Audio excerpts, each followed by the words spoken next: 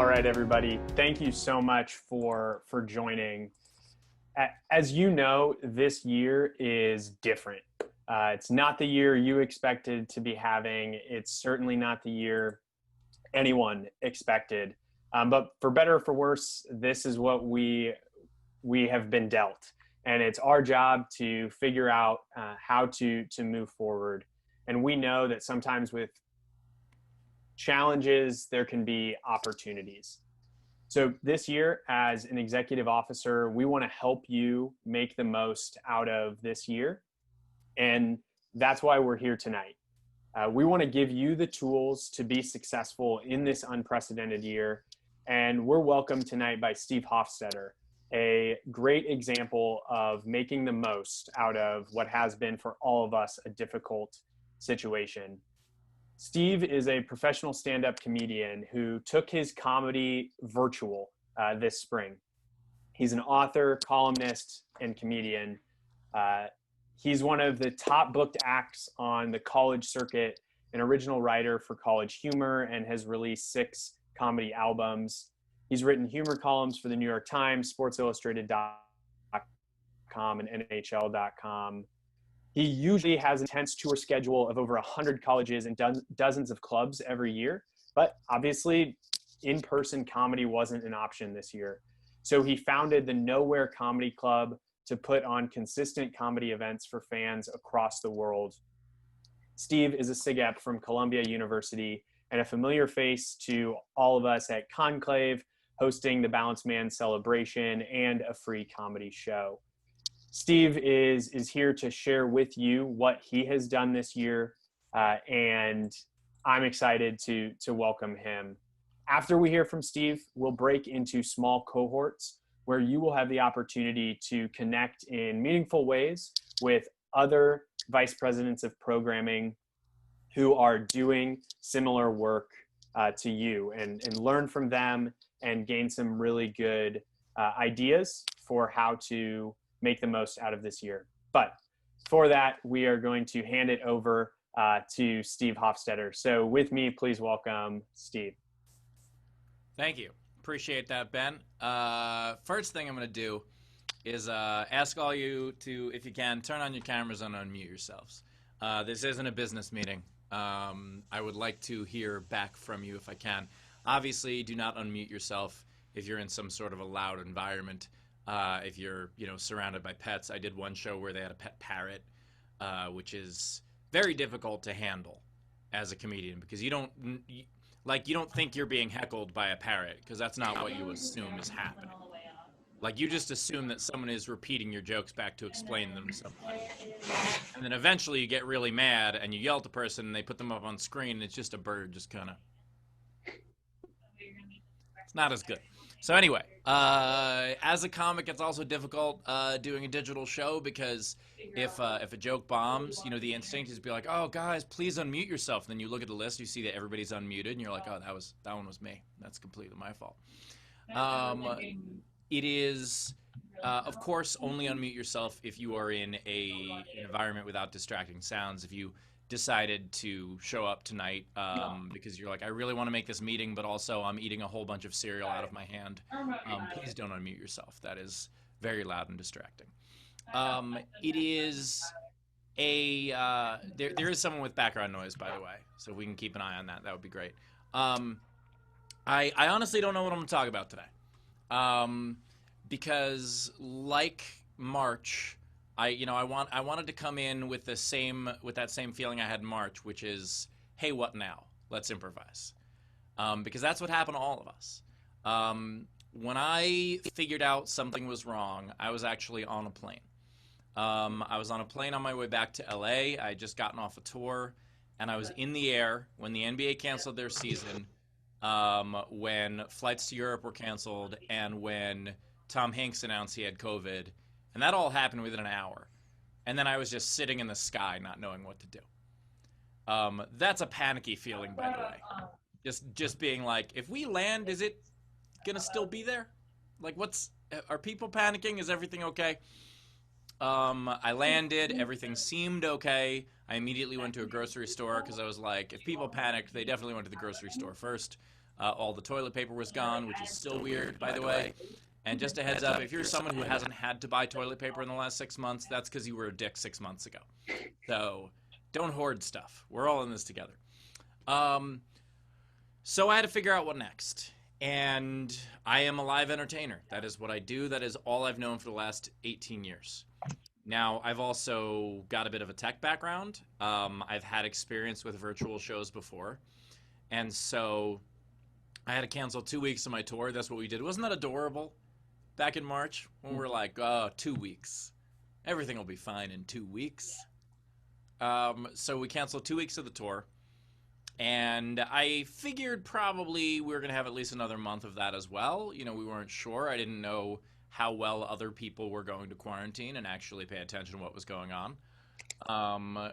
So we canceled a couple weeks, and we were trying to figure out what to do next. And a buddy of mine said that he wanted to do a variety show. I had done a bunch of live streams on my YouTube.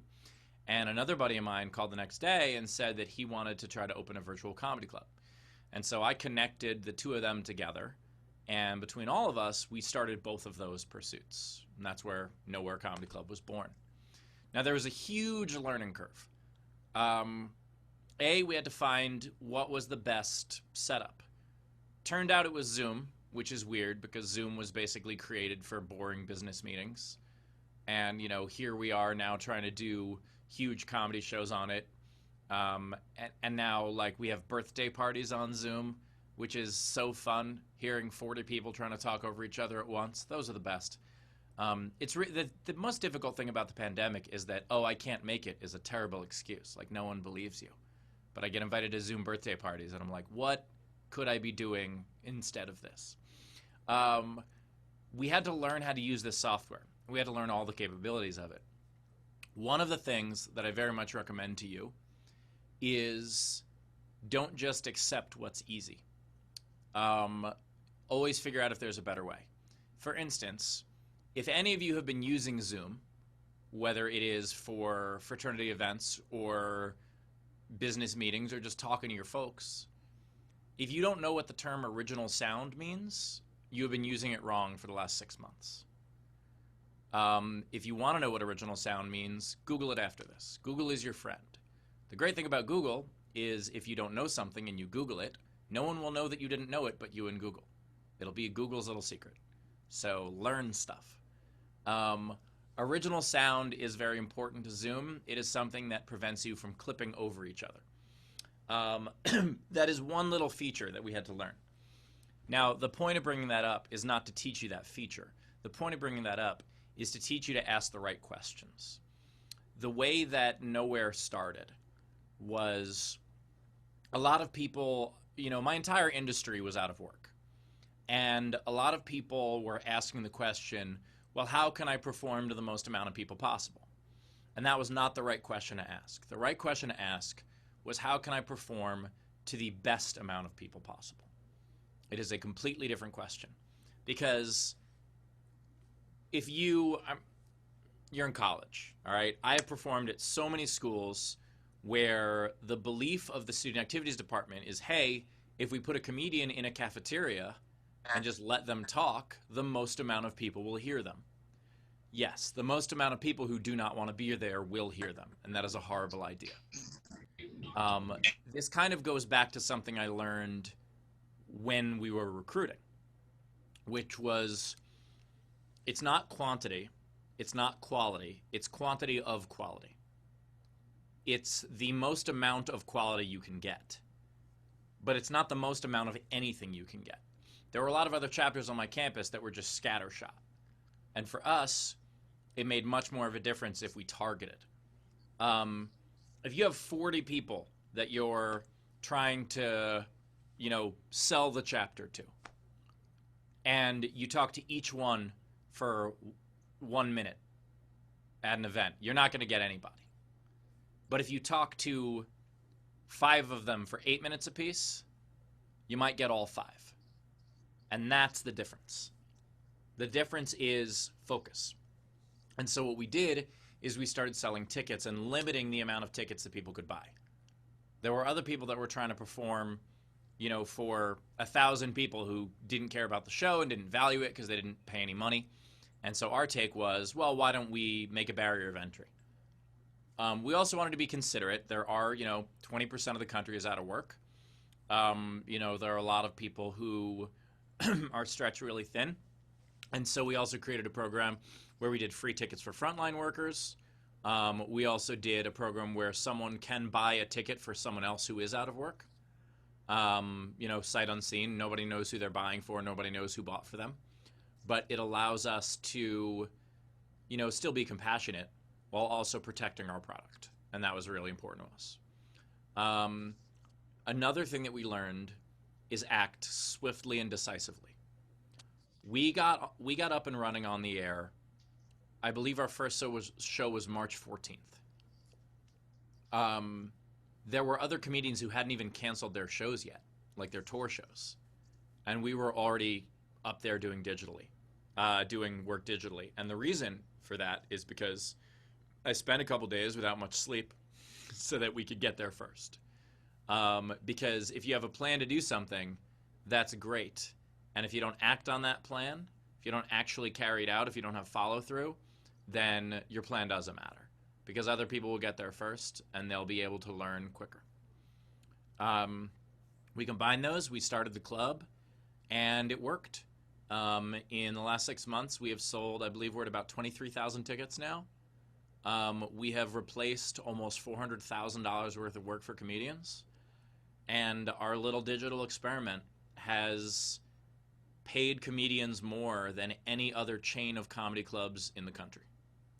And it is me and a buddy that started this from our homes and, hired a couple of assistants here and there, hired some showroom managers, and, slowly but surely expanded and have now helped save the industry. And it is because we asked the right questions, and it is because we acted decisively. I don't know what the right questions are for each of your chapters. You might not know either, but that's something that you need to figure out. And once you know what those questions are and you can get those answers, then you need to act quickly and decisively. Ben, is that about right for question time now?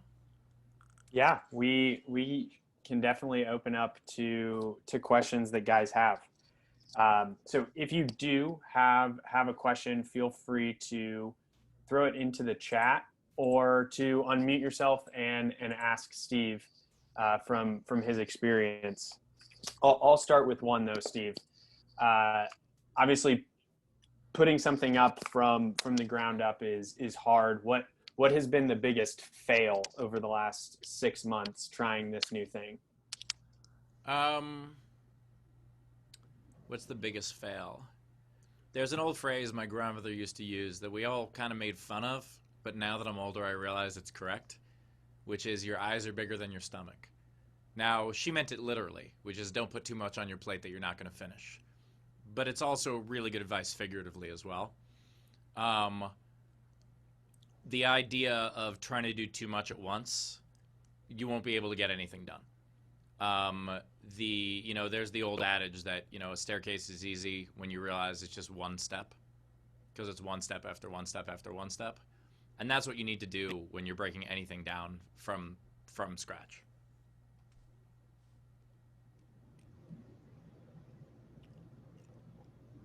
Great. We have a question in the chat from Jacob. What kept you motivated through those sleepless days and nights to continue working towards your goal? My mortgage. Having to cancel. I finally reached the point in my career where I was starting to sell out shows regularly and starting to play the small theaters, and I was really excited about it. And then 100 of those gigs went away. Now, a lot more than that. And so, another cliche is necessity is the mother of invention. That's absolutely one of my favorites. I needed to. And there were other people in my industry who, we were all scared. But there were other people in my industry who let fear not motivate them, but paralyze them. And fear is a motivator. It is an excellent motivator. But fight or flight, right? What do? Do you fight? Do you fly? I fight. And so that's what kept me motivated. I have one really quick. So with the whole everything moving to online, I know when it comes to like in-person entertainment, like you really do feed off of like the crowd. You feed off of the environment, stuff like that. When you made the change, like I know you told us to turn on our cameras, turn on our microphones so you could hear feedback. How was that trying to adapt to the environment? Because it's almost like just like, I guess, the adrenaline portion of it, you know, like you just get that feeling when you're up on stage. Like, how is that adapting to trying to feed off that through Zoom? Well, one of the first things we realized, and that's a great question, one of the first things we realized is another wrong way that people were doing things were there were a lot of comedians that were doing passive shows, which is a show to no audience. You know, the audience was watching at home as if they were watching TV. In fact, I don't know if you've watched any of the late night hosts, but a lot of them, it's abysmal. To watch those monologue jokes that weren't that funny to begin with get no laughs is absolutely awful. What TV execs don't seem to realize is that the laughs aren't there to tell the audience when it's funny.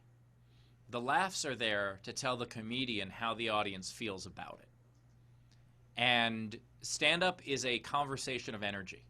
And that conversation, while the words are a monologue, the energy is not. The energy is a dialogue. And so one of the most important things that we started doing right away, even with the live streams before the Comedy Club, is that we decided we needed audience. Without audience, it's not going to work. And so there's a fear that some entertainers have of allowing people to be on, you know, off of mute. Teachers have it too. But without feedback, how do you know how what you're doing is received? And what's the worst that can happen? Someone shouts out and then with one button, they're gone forever? Cool. That's way better than real life. So allowing an audience in, and also the barrier of entry of a ticket price is important, but allowing an audience in was really important to us. Now that creates a new problem. How do you make sure the audience who's there is the audience who bought the ticket? Well, how do they do it in real life? They station someone at the door. And that's what we do also. So we have a staff that checks a guest list. When there's a waiting room, they go through, and then they let people in one by one, and they mark them off the list. And that way, if two people try to use the same person's ticket, we can boot both of them out and talk to them in the waiting room, just like you would do in the lobby of a theater. And so with each new solution can present a new problem, but then you have to ask the question of, okay, how do we solve that problem? There's another creative thing that we did, which is we do corporate shows. Corporate shows have always been soul-sucking garbage. It's something that most comedians hate to do. It is a bunch of people who are afraid to laugh because they might get fired if they laugh at the wrong thing. It is awful. On Zoom, it can be even worse because they have the option to mute. So even if the involuntary reflex of a laugh happens, well, then they still are muted. So what we did, realizing that that was an issue, since we're doing a lot of corporate work, what we did is each show, we invite a couple buddies. And then they laugh like they're human beings. So we are able to figure out the answer to that as well. You know, each time you encounter one of these problems, you just have to ask yourself the right question. All right, who's next?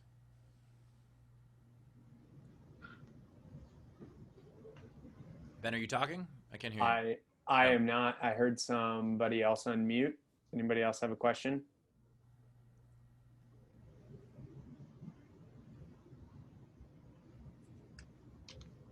We can edit this part out, right? Yeah, we're going to make it seem like we're running on all cylinders. All right. Yeah. Matthew from Randolph-Macon asks, in building this online format for presenting your craft and then giving others a platform to perform, do you think that you will continue an online format as well as in person as things return to normal? Absolutely. And there are going to be aspects of this that if you guys do programming right for your chapters, there are going to be aspects of this that you will continue to use once we all go back to whatever normal might be. I learned early on, I was talking to my manager, and he asked me, he said, because we were talking about this format and the worry of like, oh, well, if people buy tickets to this, will they not buy tickets to another show when you're doing it in person again? Are you diluting your crowd too much? And we did the math. He said, how many people have been to one of your live shows in the last 3 years? We did the math, and we figured about 200,000. I have over 1 million that follow me on social media, which means over 80% of my fans have never seen me live. So why would I stop doing this afterward? I won't do it as frequently, but there's a million reasons for people never to have been to a live show. Someone watched one of my shows from their hospital bed. Someone who was agoraphobic and hadn't been out of the house in 16 years. There's a 16-year-old kid in Serbia hiding under a bunch of blankets so his parents wouldn't find out that he was watching. People could want to see a show, but maybe they have a debilitating disease like children, or maybe they live somewhere stupid. Like, there's a lot of reasons that they might never have the opportunity to actually go to a comedy club or a theater. And so now that we have this technology working and we have this situation working, maybe once every month or 2 or even 3, I'll still do these shows because that will allow people who wouldn't otherwise come and see me a chance to come and see me, and that will allow me to sell more tickets. Not only that, but I think I'm becoming a better performer for it because I can see my own face. And so I can see my facial expressions. And I was always someone who would write and recite. And, now I'm becoming more of a performer because of it. And not only that, but it allows me to see which jokes don't get a laugh but still get attention. Because if you do a joke and it doesn't get a laugh in a comedy club, you think it sucks. But what you're not seeing, because everyone's sitting in the dark far away from you, is that the entire audience may have just leaned in to listen to the next thing. And I get to see that on Zoom. And so I've been able to see some of the jokes that I didn't have a ton of faith in. I actually have kind of dusted off and are now part of my set because I realize that people are listening. They're just not responding in the traditional way to that particular joke. Carrie Whittier asks, what's something that surprised you as you were going through the innovation and transition process? That a lot of the most famous and interesting and creative comedians in the world are fucking cowards. The idea that like, oh, but I don't want to do this new medium because I don't know how to do this new medium. Well, figure it out. When I started out and I was just doing bar shows, I didn't know how to play a comedy club. And then once I learned how to play a comedy club, I didn't know how to play a theater. Every one of these venues is different. And the what could go wrong paralyzes a lot of people.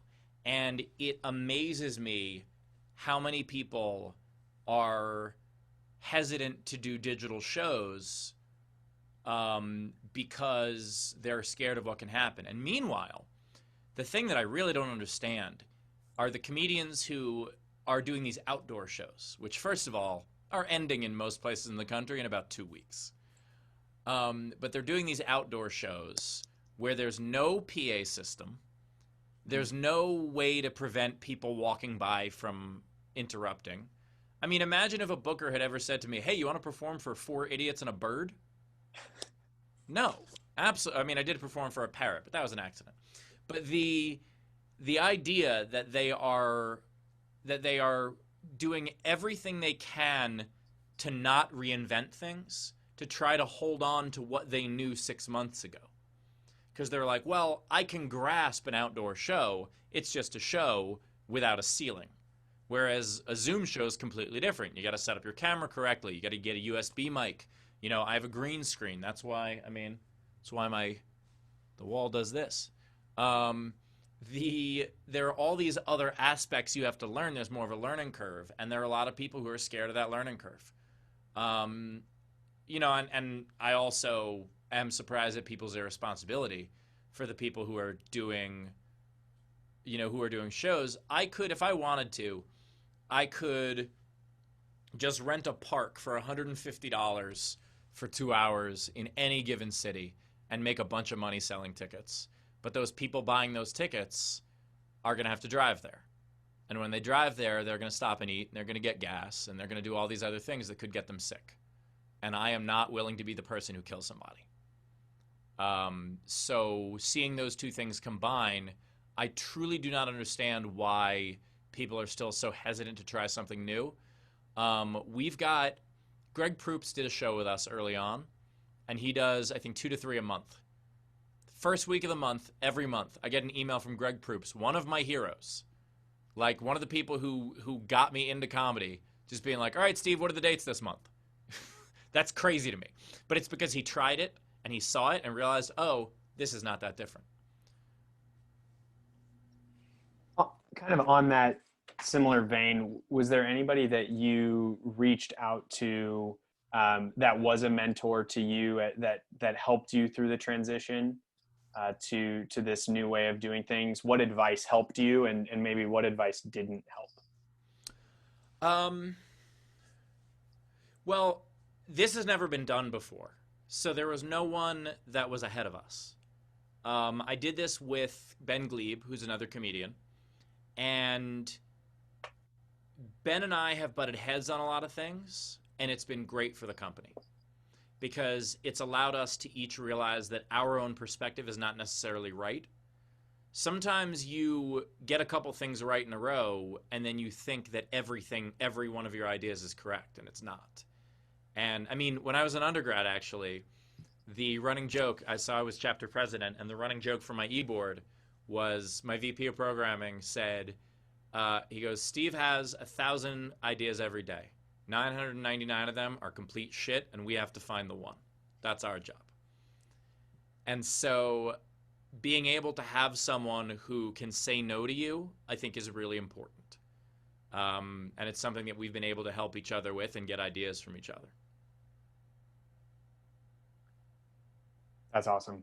Steve, really appreciate your time with us. Know that you have a show, speaking of, in an hour that some of us are going to be able to hop onto. So thank you so much for being willing to show us exactly what you're talking about later tonight.